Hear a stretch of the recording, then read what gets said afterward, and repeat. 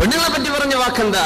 സയ്യിദുനാ യൂസുഫ് നബി അലൈഹിസ്സലാമിന്റെ സംഭവത്തിൽ ഇന്ന കൈദകുന്ന അദീം, പെണ്ണുങ്ങളെ നിങ്ങളുടെ കുതന്ത്രങ്ങൾ ഭയങ്കരമാണ്. ഖൈദ്, ഇന്ന കൈദകുന്ന അദീം. ഖൈദും മക്റും വ്യത്യാസമുണ്ട്. മക്ർ എന്ന് പറഞ്ഞാൽ വഞ്ചന, ഖൈദ് എന്ന് പറഞ്ഞാൽ വഞ്ചന. മക്ർ വയംകുറൂന വയംകുറുല്ലാഹ് വല്ലാഹു ഖൈറുൽ മാകിരീൻ. മക്ർ എന്ന് പറഞ്ഞാൽ വഞ്ചനയെ സംബന്ധിച്ച് പ്ലാൻ ചെയ്യലാണ് മക്ർ. പക്ഷെ ഖാദ യകീദു ഖൈദൻ എന്ന് പറഞ്ഞാൽ വയകീദൂന ഖൈദൻ വഅകീദു ഖൈദ. ആ ഖൈദ് എന്ന് പറഞ്ഞാൽ പ്ലാനുകൾ നടപ്പാക്കുന്നതിനെ സംബന്ധിച്ചാ പറയാം. ഫയകീദു ലക ഖൈദ, കുതന്ത്രങ്ങൾ നടപ്പിലാക്കി കളയും. അവർ പ്ലാൻ ചെയ്ത് നടക്കല, അത് ഇംപ്ലിമെന്റ് ചെയ്യും. പെണ്ണുങ്ങളെ പറ്റി പറയാ ഇന്ന കൈദകുന്ന അദീം. എല്ലാ പെണ്ണുങ്ങളെ പറ്റി അല്ല പറഞ്ഞതെന്നാ, ഇങ്ങനെയും പെണ്ണുങ്ങൾ കാണും, നിങ്ങളുടെ കുതന്ത്രം ഭയങ്കരമാണ്. ഓൻ മെസ്സേജ് വന്നു, ഐ ലവ് യു, പൊന്നാര പെണ്ണെ എനിക്ക് വേണ്ടാന്ന് ഡിലീറ്റ് ചെയ്ത. അപ്പൊ വേറെ അഡ്രസ്സിൽ നിന്ന് വേറെ ഒരു അക്കൗണ്ടിൽ നിന്ന് വേറൊരു മെസ്സേജ് വരുന്നു, ഇവൻ വേണ്ടാന്ന് വെച്ചു. അത് പിന്നെ വേറൊരു ഫോളോ അപ്പ് ഒരു പിക്ചർ കൊടുത്തയച്ചു, അതും ഡിലീറ്റ് ചെയ്ത് അപ്പോഴേക്ക് ഒരു വീഡിയോ കൊടുത്ത, യാ അല്ലാഹ്, പിന്നെ അവൻ വിട്ടുപോയി.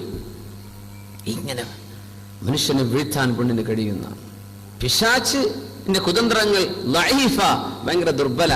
ഇതൊന്നും ചെന്ന് പെണ്ണുങ്ങളോട് വേദറിഞ്ഞ് ഓരോട് കുഴപ്പമുണ്ടാക്കണ്ടേ.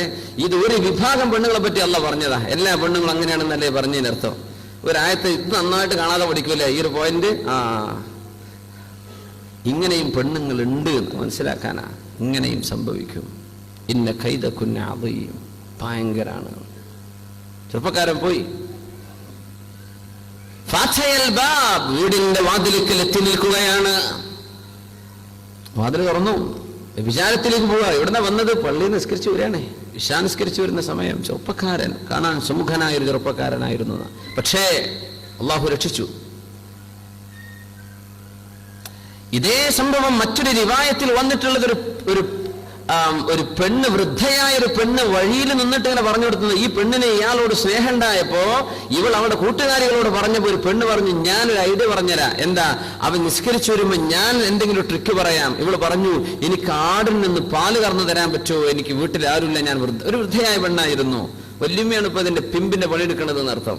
വല്യമ്മ പറയാ, ഒന്ന് എന്റെ പാല് കറന്നു വരുമോ, എന്റെ ആടുകളുടെ അത് അതിനൊരു പ്രതിഫലവും ഞാൻ തരാം. അപ്പൊ ചെറുപ്പക്കാരൻ ചോദിച്ചു, ഒരു ഉപകാരം ചെയ്യാനല്ലേ? ചെല്ലാണ്. വീട്ടിൽ ചെന്നു. ആടിനെ എപ്പ കൊണ്ടുവരാന്ന് പറഞ്ഞു. കൊണ്ടുവന്നത് ഈ പെണ്ണിനെയായിരുന്നു. അങ്ങനെ വാതിലടച്ചു. സുബ്ഹാനല്ലാഹ്. വീട്ടിൽ ഗ്യാസ് തീർന്നിട്ടുണ്ട്. ഭർത്താവില്ലാത്ത നേരത്തെ അന്യൊരു പുരുഷൻ അത് വീട്ടിൽ കൊണ്ടുപോയി ഫിറ്റ് ചെയ്ത് കൊടുക്കുന്നത് ഹറാമാണ്. പച്ചേനെ ഞാൻ പറയാണ്. പെണ്ണുങ്ങൾ മാത്രം താമസിക്കുന്ന ഒരു പുരയിൽ ഒരു മുതിർന്ന ആൾ, അവളുടെ മെഹ്റമോ ഒരു ഭർത്താവോ വാപ്പയോ മുതിർന്ന മക്കളോ കൂടെയില്ലാതെ ഒരു പെണ്ണ് ഒറ്റക്കുള്ള സമയത്ത് ഗ്രോസറിക്കാരനെ വിളിക്കുക. ഇതൊക്കെ മനുഷ്യരല്ലേ? ഗ്രോസറി പണിയെടുക്കുന്ന ആളും ഗ്യാസിൽ വർക്ക് ചെയ്യുന്ന ആളും മനുഷ്യനല്ലേ? അത്യാവശ്യം ആരോഗ്യമില്ലല്ലേ ഗ്യാസ് പൊക്കാനുള്ള പണിക്ക് നിൽക്കുള്ളൂ. അവൻ എത്ര മുത്തക്കയാണെന്ന് വിചാരിച്ചോട്ടെ. ഏതെങ്കിലും ഒരു പുരുഷൻ അന്യ പെണ്ണിന്റെ കൂടെ ആയി കഴിഞ്ഞാൽ മൂന്നാമത് അവിടെ ഒരു പിശാച് വന്നിരിക്കുമെന്ന് അഷ്റഫുൽ ഖൽഖ് റസൂലുള്ളാഹി സ്വല്ലല്ലാഹു അലൈഹി വസല്ലം. ഒന്നല്ല അവളെ ഒന്ന് കണ്ടത്, അവനെ ഇവളൊന്ന് കണ്ടത്, അവളുടെ ശരീരഭാഗം ഇവനൊന്ന് തൊട്ടത്, അല്ലെങ്കിൽ ഒന്ന് കാണാൻ അവസരം, ഇതൊക്കെ പിശാചല്ലേ? അത് ഒന്നാമത്തെ വരവ്. 2, 3, 4. നീ എന്തിനാ കഥ പറയണത്? ഗ്യാസ് കൂട്ടി തീർന്നു, ഉണ്ടാളോടെ ഇരുന്നോ, ഭർത്താവ് വരുന്നവരെ വെയിറ്റ് ചെയ്യും. അത് കാലെ കൂട്ടി ഒന്ന് സ്റ്റോക്ക് ചെയ്ത് വെച്ചേക്ക്. ആദ്യം എക്സ്ട്രീം സിറ്റുവേഷൻ ഞാൻ പറയാം. ദീൻ രക്ഷിക്കാൻ കഴിയൂല എന്ന് ഉറപ്പുള്ളവര് ശരിക്കും മനസ്സിലാക്കിക്കോ, ഇത് ഹറാമാണ്, ഇത് ഹറാമാണ്. അല്ലെങ്കിൽ എന്ത് ചെയ്യണം?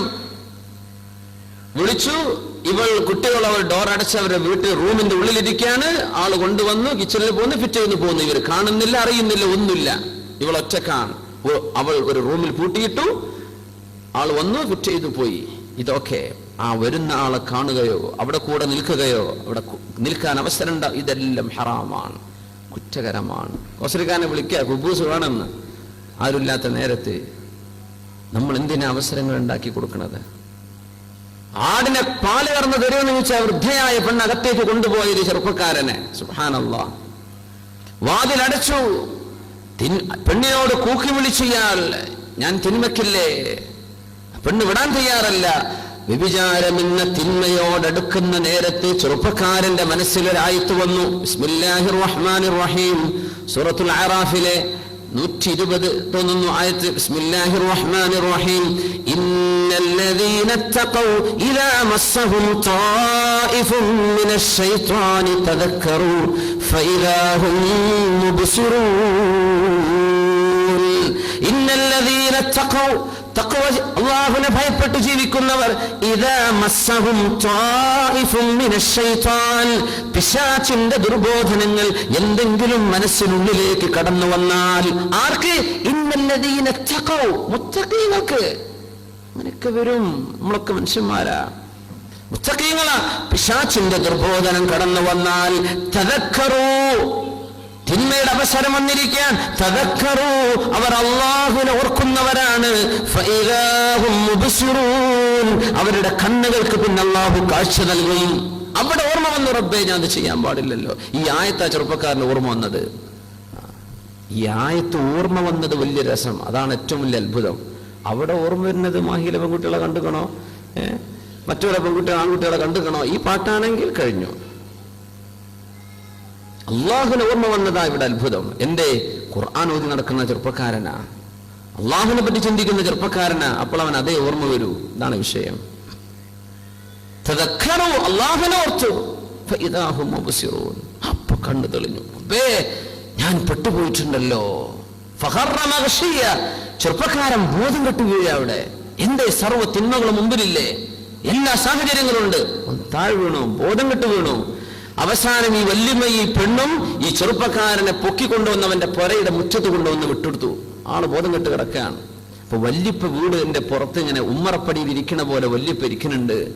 വല്യപ്പ ചോദിച്ചു, മക്കളെ എന്റെ കുട്ടീനെ എവിടെ നിന്നാ കിട്ടിയത്? അവിടെ ബോധം കെട്ട് കിടക്കുകയായിരുന്നു എന്ന് പറഞ്ഞു. ഞങ്ങൾ കൊണ്ടുവന്നതാ. വെള്ളം തെളിച്ചു. മോനും ലേശം ബോധം വന്നപ്പോ ചോദിച്ചു, മോനെ മാബിക്, എന്ത് പറ്റും മോനെ? വാപ്പ എന്നോട് ചോദിക്കല്ലേ എന്ന് പറഞ്ഞു. മോൻ എന്ത് പറ്റി? എന്തേ മോന് സംഭവിച്ചത്? അസുഖാണോ? എന്താണ്? എന്നോട് ചോദിക്കല്ലേ, എന്നോട് ചോദിക്കരുത് എന്ന് പറഞ്ഞു. മോൻ എന്ത് പറ്റി? നിർബന്ധിച്ചപ്പോ പറഞ്ഞു, വല്യപ്പ ഇങ്ങനെ സംഭവിച്ചു പോയി, ഇങ്ങനെ സംഭവിച്ചു പോയി.